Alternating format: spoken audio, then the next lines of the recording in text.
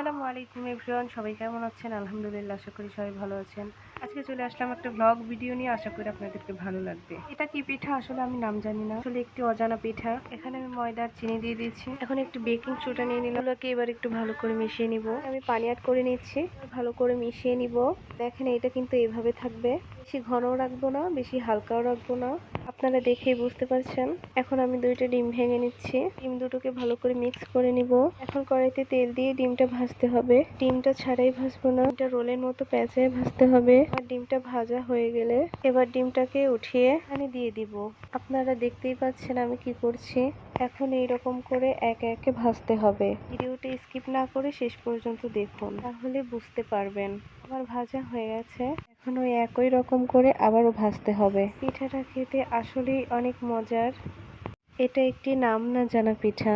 দেখেন কথা বলতে বলতে আমার ভাজা হয়ে গেছে। পিঠাটা কাটার পরে এই লুকটা আসে। আপনাদের কাছে কেমন লাগছে কমেন্টে অবশ্যই জানাবেন, আর অবশ্যই বাড়িতে একবার ট্রাই করে দেখবেন। আল্লাহ হাফেজ।